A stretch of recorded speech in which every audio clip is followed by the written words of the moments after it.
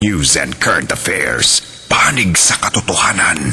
Panig sa bayan. Karong adlaw sa maayong buntag Mindanao, sa mga buot mag-settle down karong wedding month, tips sa pagpili sa bridal car, sayron, ug uni-shooters nga swak para sa mga newlywed couple, sayron pag-prepare sa morning kusina. Sa News Patrol, mga outgoing counselor na namilit na. Kapin 50 ka mga residente sa Nabunturan na makwit sa kahadlok ka maangin sa engkwentro, tali NPA ug militar. Pagdeklara sa Shrine Hills Easy Protected Area, aprobado na sa konseho. Ug pangalan sa duha ka mga national high school sa 3rd District, pulihan.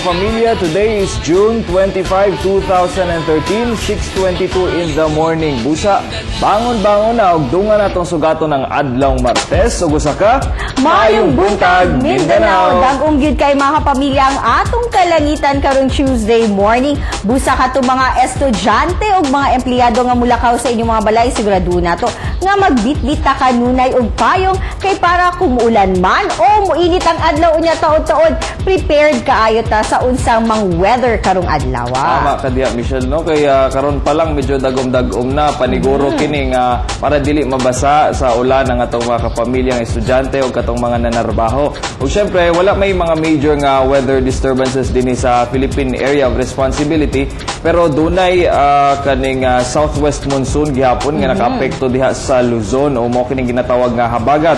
Samtang dinhi sa Mindanao tungod kay nagdagom-dagom man hinungdan daw kinit, ang hinungdan daw ani mao ang intertropical convergence zone na nakaapekto dinhi sa Mindanao.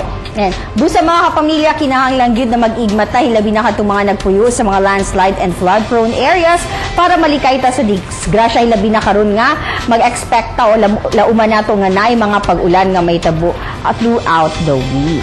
Tama ka diha, Michelle. And speaking from weather news, karon mga kapamilya, medyo bad news na sab kini tungod kay dunay pagsaka sa presyo sa produktong petrolyo ang ipatuman sa mga major oil companies sugod karong alas 6 karong buntaga. Ang price hike 90 centavos kada litro para sa diesel, 90 centavos kada litro sa kerosene ug 45 centavos sa gasolina ang ipatuman sa mga major oil company. Busa sa ato ang mga kapamilyang motorista, kinahanglan magdaginuta planuhon nato ang atong mga lakaw hilabi na kung kano may mga private cars para makatipid ta sa paggamit sa ato ang mga petroleum products. Tama, ayan, Miss. medyo sunod-sunod na, ikapila na ba ika-6 na ata na weeks nga sunod-sunod ang price adjustment mga kapamilya. So bugat-bugat na kung itutalo na to na halos mag-abot na siguro sa kapin 2 pesos ang gitaas sa mga petroleum products nato. Ug hinumduman nga last week lang dunay big time nga price increase. Almost 1 peso to So siya. actually sobra 1 peso. So mga kapamilya, basig nanasi mga basig mo nay mga petisyon na sa Correct. pagtaas sa mga pletehan. Busa unta nga next week rollback. Bawiyo na sab kini sa rollback. Correct. Gikan sa ato ang mga kapamilya, super ato na punta sa good news para sa atong mga OFW kay giplanuhan karon mga kapamilya nga magtukod na og Department of para nigid sa mga OFWs nato. No, ginatawag kini na Department of Overseas Filipino Workers mga kapamilya. Pero napa na siya sa ginatun-an pa karon ang pagmugna ni Ana. Nasuggest pa ni siya sa Malacanang og nanay sa separate nga agency ang mga OFW. Kiniaro na masigurong matutukan sa gobyerno ang kahimtang sa mga OFW. Sumala ni Deputy Presidential Spokesperson Abigail Valte, wala pa hinuon na discuss sa karon kang Presidente Noynoy Aquino ang maong sugyot. Pero giklaro hinuon sa Malacanang nga manubag ang mga labor official nga mapamatud ang mihimo ug kabastusan sa mga distressed OFW. Karon magud ang mga direktang ahensya nga nagatutok sa mga kahimtang sa mga OFW is either ang OWA or POEA kung yang empleyo ka no, paggawas ka pa ug syempre pud ang Department of Foreign Affairs. Pero karon gusto nila na specific na naging standalone agency or department nga maog yung magtutok lang sa mga OFWs nato. Okay. Tama lang pod. At least matutukan sab sila, and then I think under sad siguro ning OWA na o POEA kung mamugna na kining Department of OFW. Correct. Ayan. Mga kapamilya, pero karon kini nana ba kaya'y plano magpakasalang ato ang morning barkada na si Francis Magbanwa karong hapit na magud ang Junel. Nabay plano mo apas. Asing mo habol. Apas. Ayan. Good morning, Franz. Good morning Mitch, good morning Ernel. Siyempre, nagtanaw ko diri kay Basin dahil ako'y mataypan diri nga mga klase sa sakyanan, no?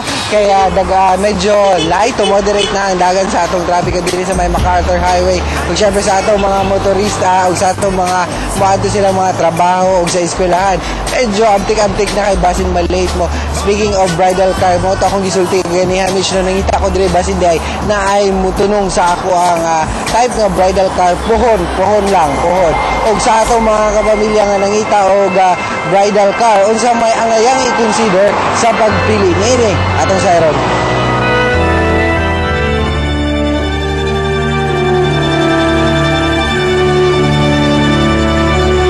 Usa sa pinaka-special nga adlaw sa atong kinabuhi ang atong wedding day. Busa, gusto gyud sa matag bride nga mahimong perfect tanang butang sa iyang big day. Apan gawas sa mga gowns, souvenirs ug venue, dako usab ang role sa bridal car sa kasal. Busa kinahanglan ang pagpili og tarong niini. Piliun nimo ang sakyanan na pinakabag-o ug nay pinakagwapong rental rate. Si Honey ug si Jim Paul gusto lang og simple ug elegante nga bridal car nga swak sa ilang budget. Gusto ko namo siya na classic nga wedding, so kanang dili pud ta mi mabugatan sa budget ug sa kanang elegant pud siya tan-awon ug muswak siya sa amoang motif. Sa pagpili og bridal car, daghang kinahanglang i-consider. Una na diha ang inyong budget. Kung medyo nagdaginot, dunay mga marentahan nga bridal car sa barato nga presyo, nga anaa sa 1,300 pesos to 1,800 depende sa katas-on sa oras sa paggamit.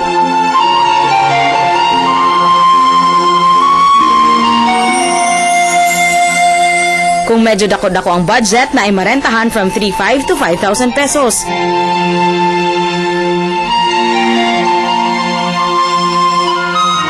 Pwede sab mo pili og bridal car according to wedding theme, sama sa classic or vintage cars. Sama na lang sa Volkswagen.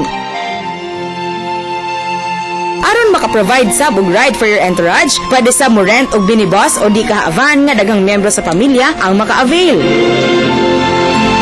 Alang sa Fast Lane, ako si Marjorie Dalipe.